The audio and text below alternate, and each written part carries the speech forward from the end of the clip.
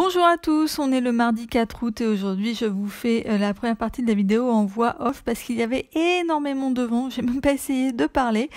Ce matin on a été au puits de Sancy, donc le puits de Sancy c'est le plus haut puits de tout le Massif central.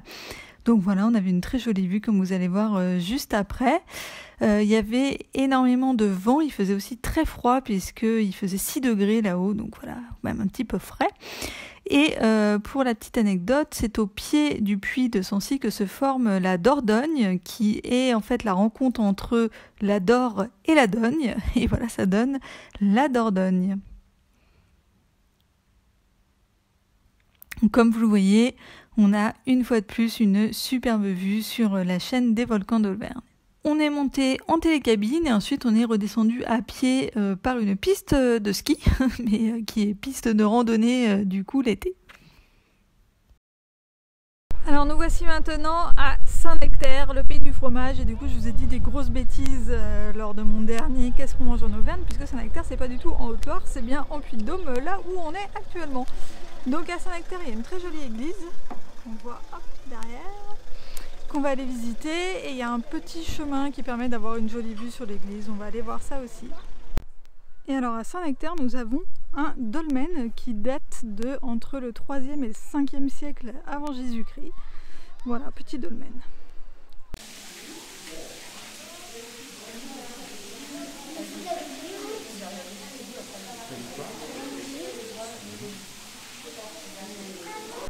Alors le petit bout de film que vous avez vu juste avant, c'est la fontaine pétrifiante que l'on est allé visiter. Alors moi c'est un procédé que je ne connaissais pas du tout, j'avais jamais entendu parler de ça. Donc en fait le principe c'est qu'ils fabriquent des moules dans un espèce de caoutchouc naturel et ils placent ça donc dans la fontaine que je vous ai montré juste avant. Donc c'est de l'eau qui est très calcaire en fait qui tombe dessus. Et le calcaire va se déposer et va créer, va rentrer dans le moule quoi. Donc il crée des tableaux, des bas-reliefs, des trucs comme ça. Et certains objets aussi en 3D. Voilà, c'était assez fou, en tout cas c'était assez surprenant et voilà, la visite était très sympa, la guide était top.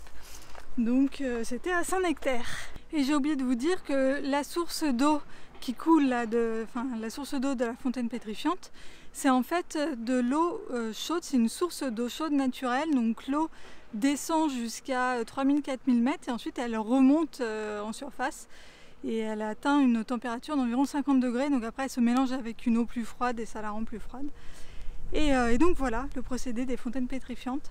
Sur ce, je vous laisse avec cette superbe vue de l'église de Saint-Nectaire qu'on a d'un petit chemin là en face. Voilà, la journée est terminée pour nous et je vous dis à demain. Bye bye.